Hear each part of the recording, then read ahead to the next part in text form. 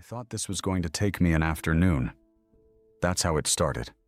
A man shows up in all four Gospels: Mark, Luke, Matthew, John. He takes the body of Jesus, wraps it in linen, puts it in a tomb he had prepared for himself. And then the Bible never mentions him again. Not once. I figured, simple question, clear starting point.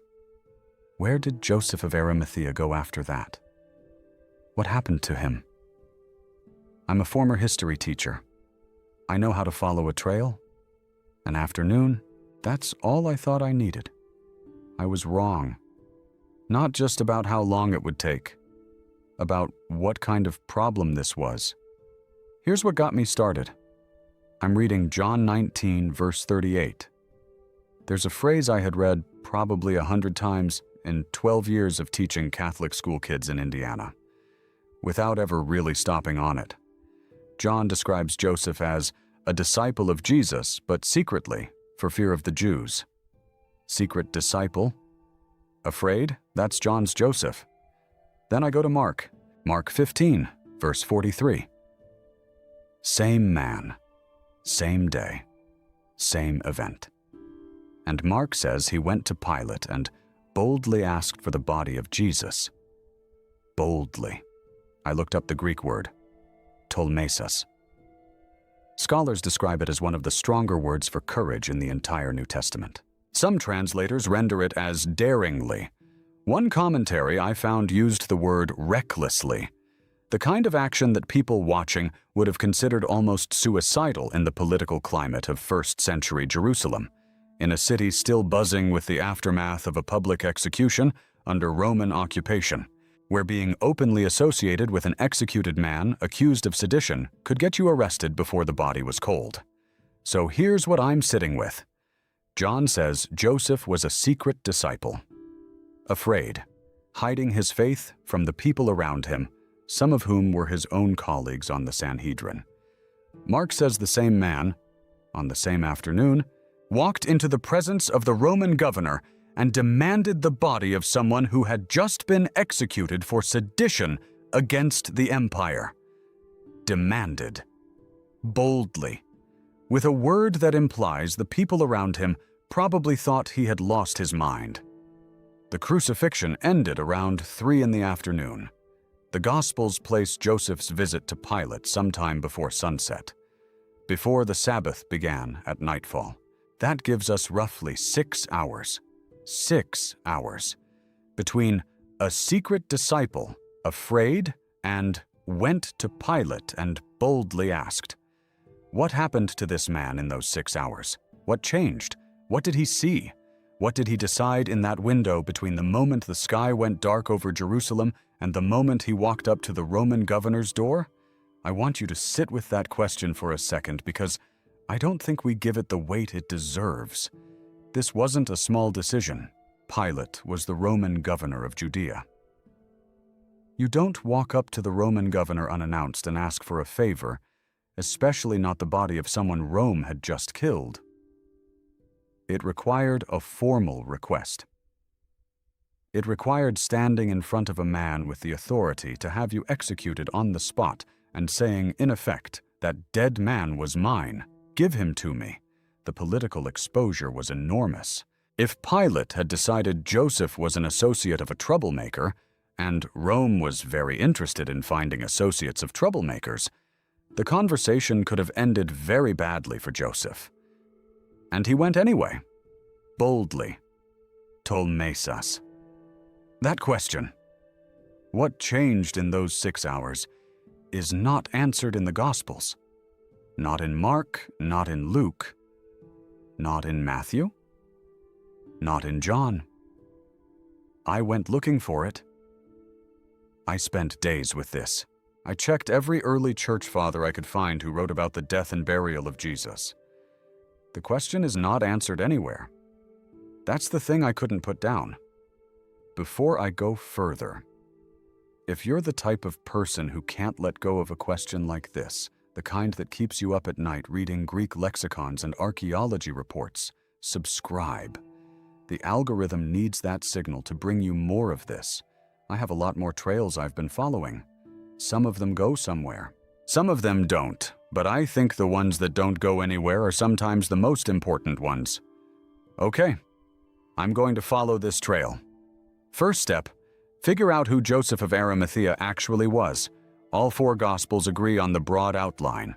He was a member of the Sanhedrin, the Jewish council that condemned Jesus.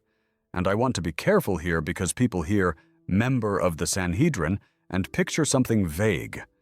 The Sanhedrin was a council of 71 members.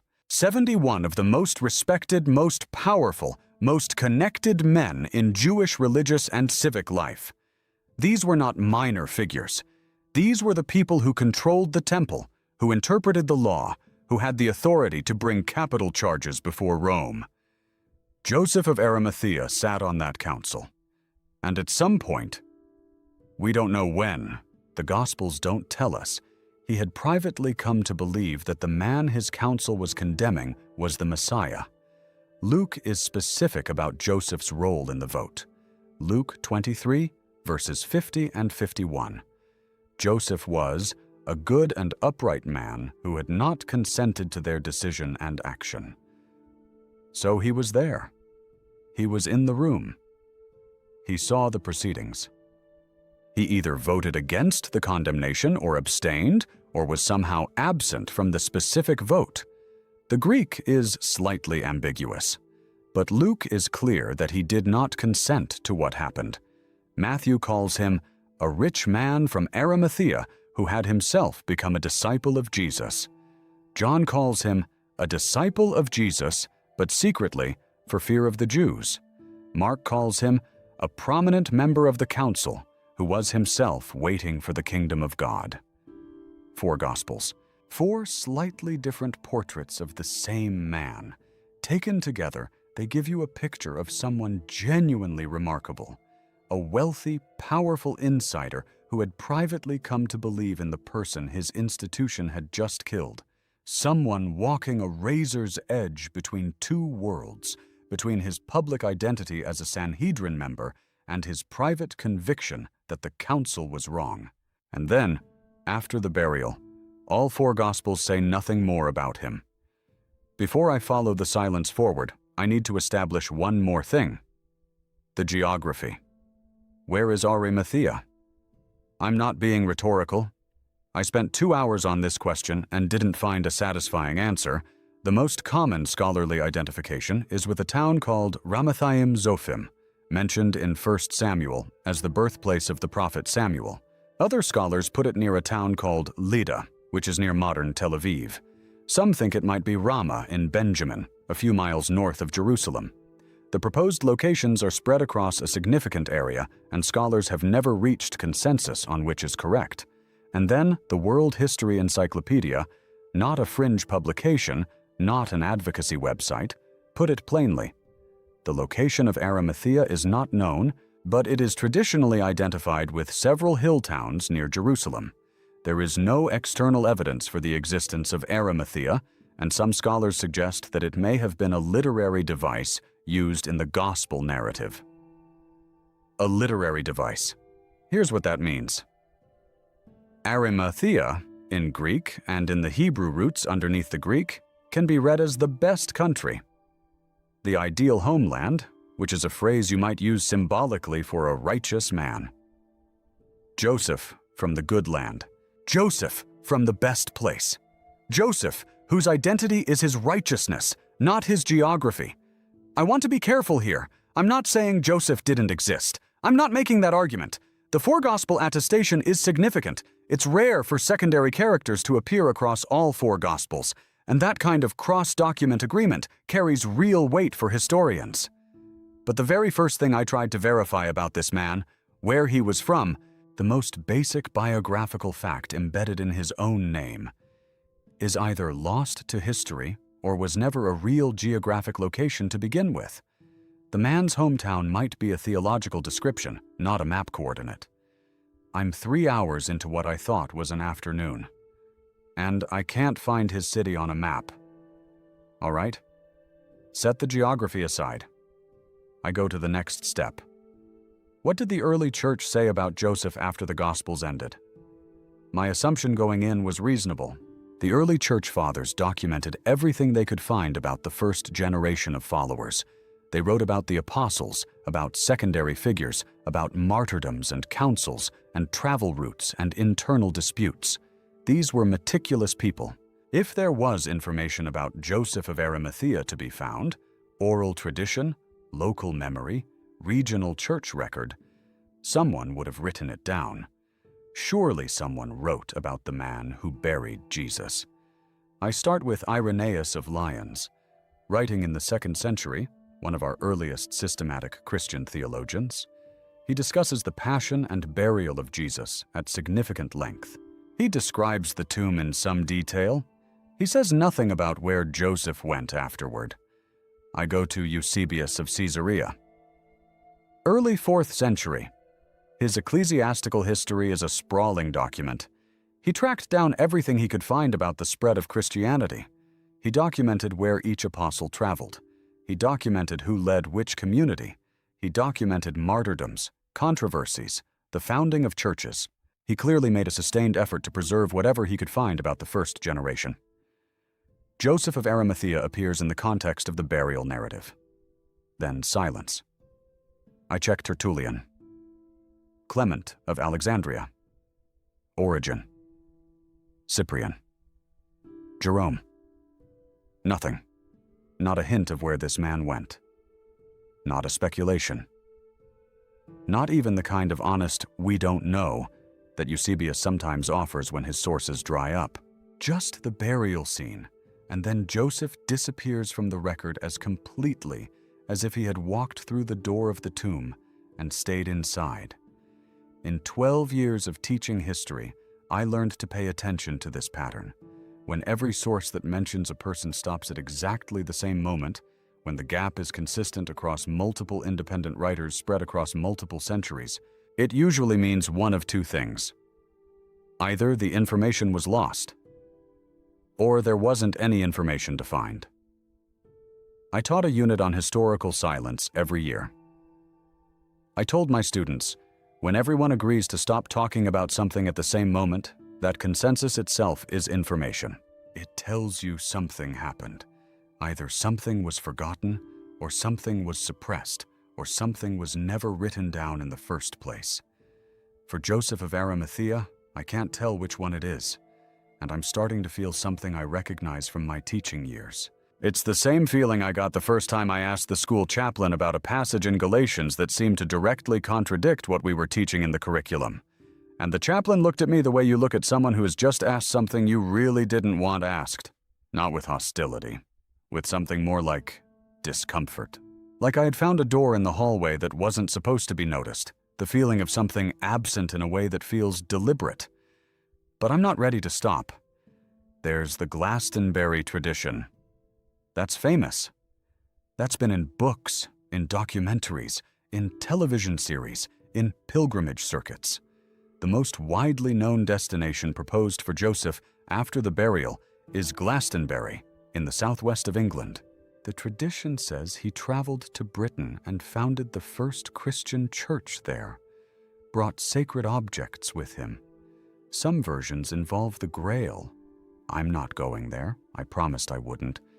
But even setting aside anything supernatural, maybe there's a historical core. Maybe Joseph really did go west. Maybe the Christian movement reached Britain in the 1st century, earlier than most histories acknowledge, and Joseph was part of that expansion. I start pulling on that thread. This is where I nearly stopped, not from boredom, from something that felt more like the floor dropping out. What is the earliest document linking Joseph of Arimathea to Glastonbury Abbey? I expected something from the 2nd or 3rd century. Maybe a fragmentary manuscript. Maybe a reference in Tertullian or Origen that I'd somehow missed. Britain was part of the Roman Empire in the 1st century. Roman roads, Roman trade routes, Roman administrative infrastructure. A wealthy man traveling from Jerusalem to Roman Britain was not impossible. It wasn't even unusual for well-connected people of that era. I expected ancient evidence. What I found was this. The earliest formal text linking Joseph of Arimathea to Glastonbury was written in approximately 1520, by Abbot Bere, the abbot of Glastonbury Abbey. The title of the document, The Life of Joseph of Arimathea, written as the University of Reading's Glastonbury Abbey archaeology project confirmed to promote pilgrimage to the abbey. 1,487 years after the crucifixion. I had to read that number twice. Then I read the document description again. Then I sat back in my chair and looked at my ceiling for a while. 1,487 years. Then I looked at the history of Glastonbury Abbey. Really looked at it. In 1184, a fire destroyed large portions of the abbey. This was a catastrophe. Financial, spiritual, practical. The monks needed funds to rebuild. They needed pilgrims. They needed donations. A medieval abbey without pilgrims was an abbey without income, and without income, the monks could not survive. Within 10 years of that fire, by 1190-1191, the monks of Glastonbury announced they had discovered the burial site of King Arthur and Queen Guinevere in the abbey grounds. They dug up a grave. They produced an inscribed leaden cross as evidence. They invited witnesses. They announced to the world that the greatest king of British legend was buried right there at Glastonbury, King Arthur's tomb. I want to be precise here because this matters a great deal for what comes next. Modern historians have examined this claim with considerable rigor. The verdict is not gentle. The discovery of King Arthur's tomb at Glastonbury is now widely regarded by medieval historians as a deliberate fabrication, a staged archaeological find engineered to attract pilgrims and secure the financial survival of a monastery in desperate need of revenue.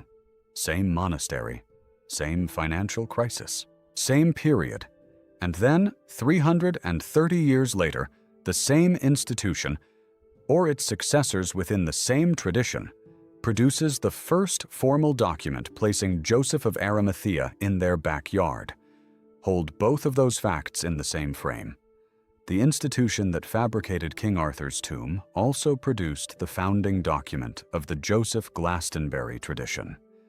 The University of Reading's Glastonbury Abbey Archaeology Project, a serious, peer-reviewed, long-running investigation of the actual site, did confirm something genuinely interesting in their findings.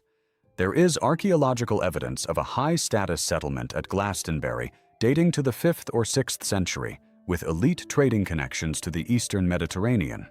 That is real. That is documented. That is not in dispute. But they were explicit about what it does not prove. I'm quoting directly. The new archaeological evidence does not prove the presence of an early church or support a connection with Joseph of Arimathea, a high-status 5th century settlement with Eastern Mediterranean trade connections. That's a significant finding. But it doesn't prove Joseph was there. It doesn't suggest Joseph was there.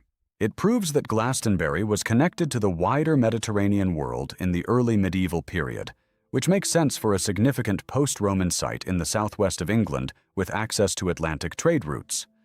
I sat with this information for a long time. The most famous answer to the question, where did Joseph go after the burial, was almost certainly constructed by financially desperate medieval monks who had already demonstrated they were willing to fabricate archaeological discoveries when their institution needed money. That's not a cold trail. That's a manufactured trail. But here's what happened when I kept going instead of walking away. I went back to the Gospels, not looking for a destination anymore. I had given up on the destination. I went back to the burial scene itself, reading it the way you read something when all your preconceptions have been stripped away. And I found something in the text I had read over 100 times and never really felt. John 19, 38 through 42. The burial. Joseph comes to Pilate, asks for the body, receives permission. He comes and takes the body. And then, 2 verses later, someone else arrives. Nicodemus, the man from John chapter 3, the Pharisee who came to Jesus at night, who came under cover of darkness to have a private conversation, because he didn't want to be seen associating with a Galilean teacher who was already generating enemies within the religious establishment. 2 secret disciples, both of them stepping out of the shadows on the same afternoon, both of them doing publicly, visibly, what they had never done before, standing next to the body of a man who had just been executed for blasphemy and sedition in front of witnesses in a city where that association could cost them everything: their positions on the Sanhedrin, their reputations, their safety. I had taught about Nicodemus in my classrooms. I had taught about Joseph. I had never put them in the same frame before, never noticed that the Gospel of John places them in this scene together, both emerging from hiding, both acting on the same afternoon, both making the same irrevocable choice. And then, after this, neither of them appears in the historical record again. Not in the Gospels, not in Acts, not in Paul's letters, not in the Church Fathers. They both step forward. They both act, and then they are both simply gone. The pattern is too clean to be coincidental. 2 men who were hiding, stepping out on the most dangerous possible day, doing the most visible possible act, and then vanishing from history. Together. I've been working through J.J. Benitez's Caballo de Troya investigation for years now. A Spanish-speaking colleague of mine introduced me to Benitez's work, and it changed how I read the Passion narrative. Benitez returns, across multiple volumes, to the question of what the people present at the crucifixion actually experienced. He's meticulous about the physical details in the gospel accounts, in a way that professional commentators rarely are. The darkness from noon to 3. The earthquake, the tearing of the temple curtain. Not a small hanging cloth, but a massive woven barrier separating the Holy of Holies from the rest of the temple, something that would have required extraordinary force to tear. Matthew reports that tombs broke open and people walked out of them, which Matthew includes without explanation and no other gospel confirms. Benitez keeps returning to one question: what would it have been like to be physically present? Not to read about it, to be there, to stand at Golgotha and watch what the gospel accounts describe. And one of the things he keeps circling back to is a figure who doesn't appear in the main Passion narrative, but whose reaction is recorded in a single line. The Roman centurion. A professional soldier? A man whose career involved watching people die. A man who had executed criminals before. Not once, but many times. Someone who knew exactly what a crucifixion looked like, what it sounded like, how long it took, how it ended. A man professionally trained to be unmoved by death, looking at the moment of Jesus' death and saying, truly this man was the Son of God. Mark records that. Matthew records it. Luke records a variation. Surely this was a righteous man. 3 Gospels record a Roman professional soldier looking at the death of a condemned criminal and saying something that would have been, under Roman law, an act of extraordinary recklessness. What did the centurion see? What did Joseph of Arimathea see? Because whatever it was, it did something to both of them that the Gospels record but never explain. Here's what I found when I stopped looking forward and started looking at the scene itself. The real trail doesn't go to Glastonbury. It doesn't go to France, or Egypt, or India, or any of the other destinations medieval and modern traditions have proposed for Joseph. The real trail stays at Golgotha, and it ends, or begins, with a single Greek word, tolmesis. Boldly, the man who was hiding looked at what happened on that cross, and then walked into Pilate's chambers. Whatever he saw is not recorded. Whatever changed him is not described. But the change itself is documented in the text in black and white. 2 words in 2 different Gospels, from writers working independently of each other, that are completely irreconcilable with each other unless something happened in the space between them. Something happened. The Bible knows exactly where to cut the trail. I want to stop here for just a second. I went deeper on the background of this question than I could fit in this video. The full textual analysis of Ptolemaios, the archaeology reports I was drawing on, some of the scholarly material on the Nicodemus parallel. I've left something in the comments. Not pushing anything, just sharing what I put together. You can decide what to do with it. Here's what this investigation cost me. I lost something I didn't know I was depending on. I lost the assumption that when the Bible goes quiet, history fills in the gap. I had spent over 20 years studying and teaching early Christianity with this background assumption. Never articulated, but always there. When the canonical texts run out, there's a tradition somewhere. A church record. An early martyr account. A pilgrim report. A fragment in a monastery library. Something. The early church was extraordinarily careful about preserving what it knew. The church fathers quoted sources we no longer have. They referenced traditions they had received. If Joseph of Arimathea had gone somewhere, if there was a community he founded, a church he started, a region where he was remembered, someone would have written it down. For Joseph of Arimathea, that assumption doesn't hold. The early church fathers don't follow him. The canonical texts stop immediately after the burial, and the one famous tradition that claimed to tell us where he went was documented for the first time 1,500 years later by an abbot trying to keep a financially struggling monastery alive, using the same institutional methods that had already produced a fabricated royal tomb. I can't unknow that. And here's the strange part, the thing that surprised me most. That doesn't make the mystery smaller. It makes it larger. Because if Glastonbury is fiction, if the trail was deliberately placed where there was no trail, then the real question is still completely open. All that 500 years of tradition has done is fill a silence with something plausible enough to satisfy. The actual answer is still missing. Still unrecorded. Still sitting somewhere on the other side of whatever happened at Golgotha on a Friday afternoon. William John Lyons wrote an entire academic monograph on Joseph of Arimathea, published by Oxford University Press in 2014. His conclusion, after an exhaustive examination of every gospel reference and every legendary tradition attached to Joseph's name across 2,000 years, was clear and precise.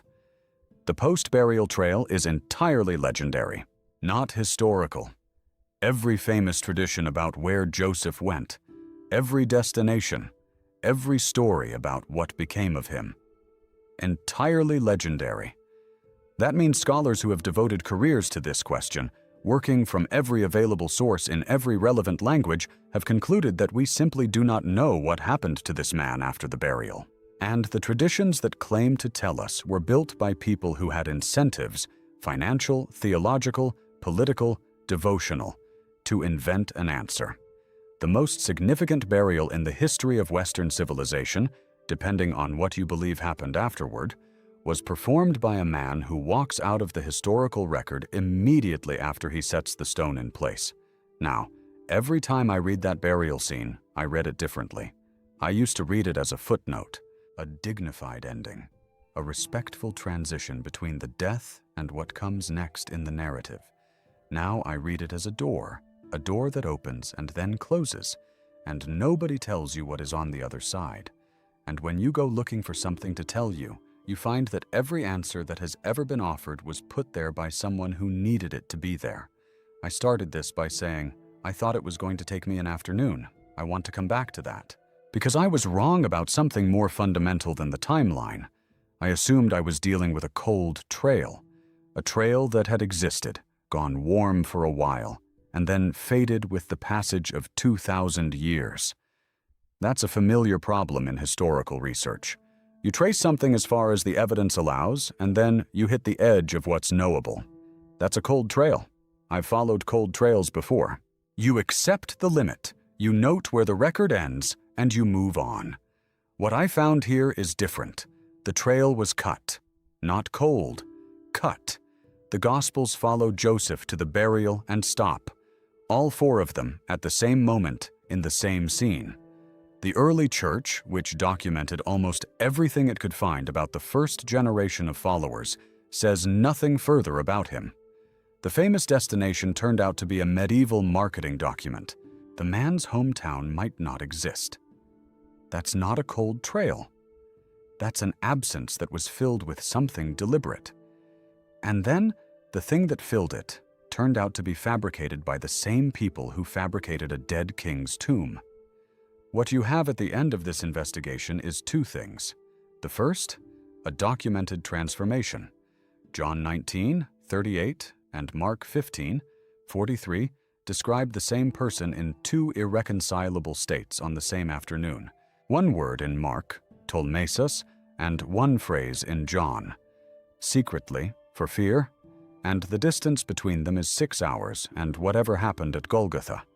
The second, a silence, consistent, total, and, given what happened with Glastonbury, a silence that was apparently disturbing enough that someone felt the need to fill it with fiction.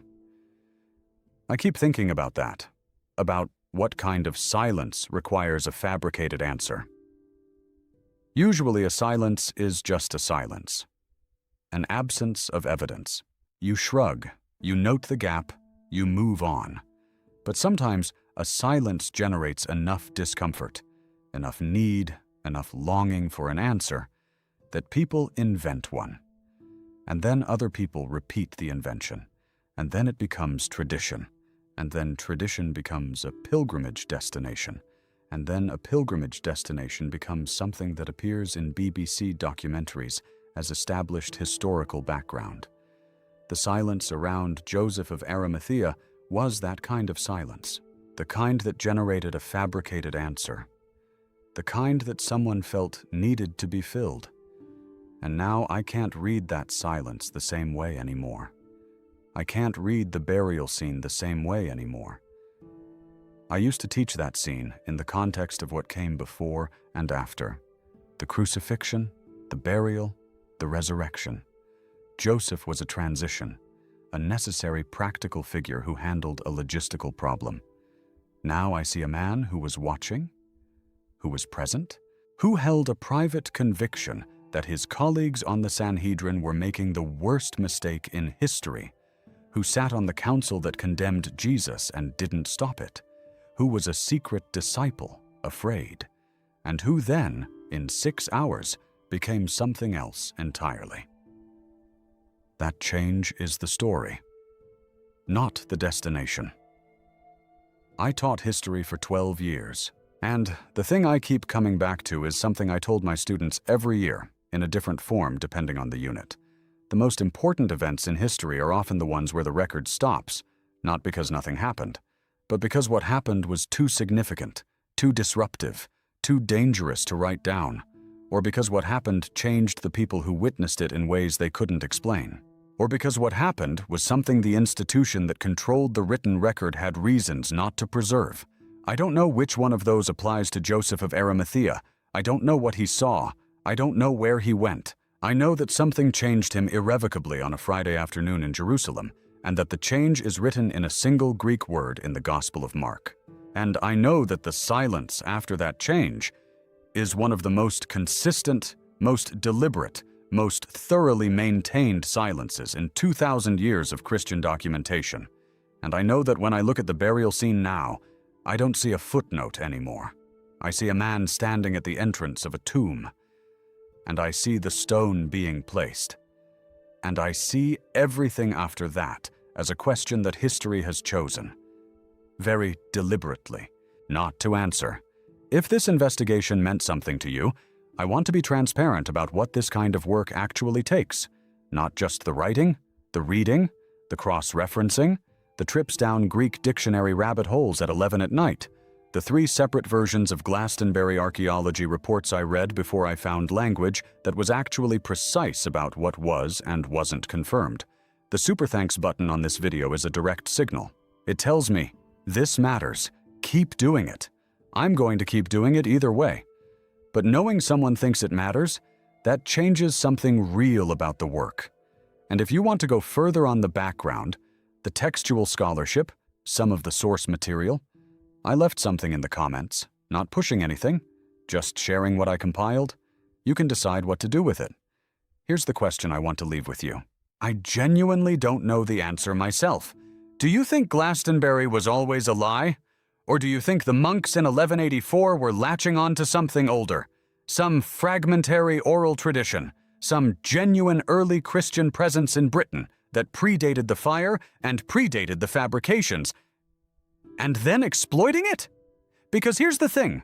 The University of Reading's archaeology did confirm a 5th century settlement at Glastonbury with Eastern Mediterranean trade connections. That's real, that's peer-reviewed and documented. And 500 years is a long time for a community to maintain oral memory. Does it mean anything? Does it point towards something ancient that the medieval institution twisted into something useful? I've been going back and forth on this for weeks. I still haven't landed anywhere solid. Tell me what you think. I read the comments. That's not something I say as a formality. I read them.